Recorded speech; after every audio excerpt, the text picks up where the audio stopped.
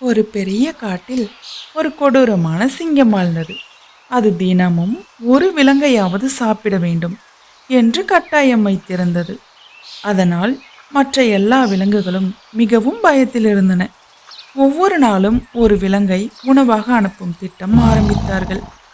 அப்படி ஒரு நாளில் ஒரு சின்ன சுறுசுறுப்பான முயலுக்கு வரிசை வந்தது. முயல் சிங்கத்தை நேரில் சந்திக்க தயாரானது. ஆனால் ஒரு சின்ன தந்திரம் முயலுக்கு தோன்றியது. முயல் சிங்கம் இருக்கின்ற இடத்துக்கு மிகவும் தாமதமாக வந்தது. அதை பார்த்த சிங்கம் கொந்தளித்து கேட்டது, ஏன் தாமதம்?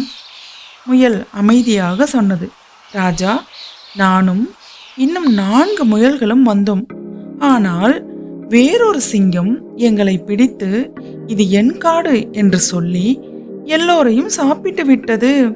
நான் மட்டும் தப்பித்து வந்தேன் என்றது. இதை கேட்டதும் சிங்கம் கோபத்தில் வெடித்தது. அந்த சிங்கம் எங்கே இருக்கிறது என்று சொல் என்றது. முயல் சிரித்துக்கொண்டே அந்த சிங்கத்தை ஒரு பெரிய தண்ணீர் கிணற்றுக்கு அழைத்துச் சென்றது. அது இந்த கிணற்றுக்குள் தான் மறைந்திருக்கிறது என்றது. சிங்கம் கிணற்றுக்குள் பார்த்ததும் அதில் தனது பிரதிபலிப்பை பார்த்தது. அது அதையே வேறொரு சிங்கம் என்று எண்ணி சண்டை போட கிணற்றுக்குள் குதித்தது. அந்த சிங்கம் கிணற்றுக்குள் தண்ணீரில் மிதந்தது. முடிவில் காட்டில் உள்ள அனைத்து விலங்குகளும் மிகவும் சந்தோஷமாகவும் சுதந்திரமாகவும் வாழத் தொடங்கினார்கள்.